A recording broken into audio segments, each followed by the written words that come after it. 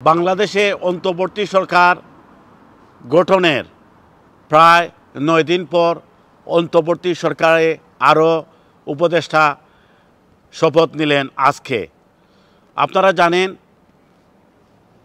বাংলাদেশে প্রচণ্ড ছাত্র এবং গণ আন্দোলনে শেখ হাসিনা পদত্যাগের পর 5 তারিখ পদত্যাগের পর 8 আগস্ট বাংলাদেশে ডক্টর ইউনূসের নেতৃত্বে অন্তর্বর্তীকালীন সরকারের শপথ গ্রহণ করা হয়।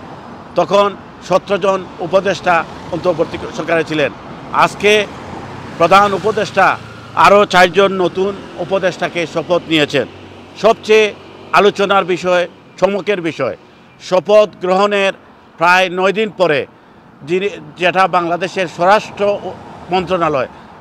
মন্ত্রণালয় যেটা বেশি গুরুত্বপূর্ণ মন্ত্রণালয়, আইন শৃঙ্খলা পরিস্থিতি সহ সার্বিক পরিস্থিতি দেখভাল করে, সেই স্বরাষ্ট্র মন্ত্রণালয়ের উপদেষ্টা দেওয়া হয়েছিল ব্রিগেডিয়ার জেনারেল অবসরপ্রাপ্ত সাখাওয়াত হোসেনকে মন্ত্রণালয়ে চেঞ্জ করে স্বরাষ্ট্র মন্ত্রণালয়ের নতুন উপদেষ্টা নিয়োগ দিয়েছেন প্রধান উপদেষ্টা ডক্টর মোহাম্মদ ইউনূস।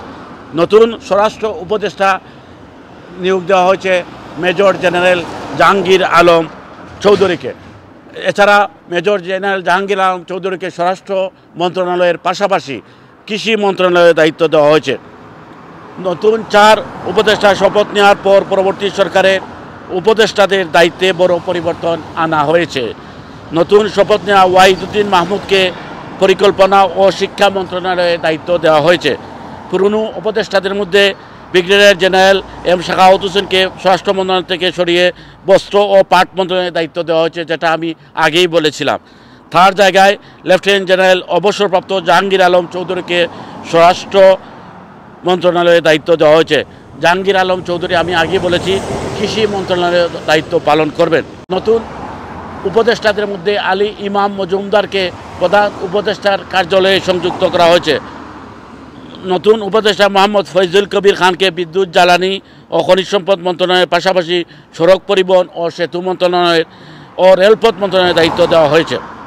পুরানো উপদেষ্টাদের মধ্যে সালেহ উদ্দিন আহমদকে অর্থ ও বাণিজ্য মন্ত্রণালয়ের দায়িত্ব দেওয়া হয়েছে, যাকে আগে তিনি ছিলেন অর্থ ও পরিকল্পনা মন্ত্রণালয়।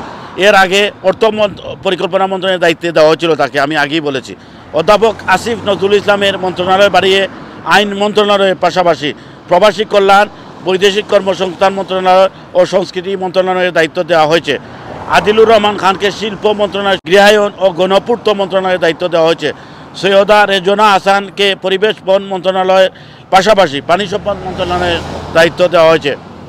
আপনারা জানেন কোটা বিরোধী আন্দোলনের অন্যতম সমন্বয়ক নাহিদ ইসলাম ছিলেন ডাক ও তথ্য প্রযুক্তি মন্ত্রণালয়ের দায়িত্বে, তাকে সংযুক্ত করা হয়েছে তথ্য সম্প্রচার মন্ত্রণালয়ের দায়িত্ব অতিরিক্ত দেওয়া হয়েছে। আসিফ মাহমুদ সজীব ভুইয়া যুব ক্রীড়া মন্ত্রণালয়ের সঙ্গে তাকে শ্রম ও কর্মসংস্থান মন্ত্রণালয়ের দায়িত্ব দেওয়া হয়েছে। ফারুকি আজমকে মুক্তিযোদ্ধা মন্ত্রণালয়ের পাশাপাশি দুর্যোগ ব্যবস্থাপনা ও ত্রাণ মন্ত্রণালয়ের দায়িত্ব দেওয়া হয়েছে। ছাত্র জনতা আন্দোলনের মুখে শেখ হাসিনা সরকারের পতনের পর 8 আগস্ট ডক্টর মোহাম্মদ ইউনূসকে প্রধান উপদেষ্টা করে 17 সদস্যের অন্তর্বর্তী সরকার গঠিত হয়। আজ শপথ নেওয়া নতুন 4 উপদেষ্টা তাদের সঙ্গে যোগ দিলেন। উপদেষ্টাদের সংখ্যা হলো 21 জন। বর্তমানে বাংলাদেশের সবচেয়ে আলোচিত বিষয় হচ্ছে স্বরাষ্ট্র মন্ত্রণালয়। স্বরাষ্ট্র উপদেষ্টাকে ছড়িয়ে মেজর জেনারেল জাহাঙ্গীরকে আমি বলেছি দায়িত্ব দেওয়া হয়েছে। এতে করে কোটা বিরোধী আন্দোলন এর ছাত্রছাত্রীদের মধ্যে স্বস্তিও ফিরে এসেছে। M A Qayyum, Q news, যুক্তরাজ্য।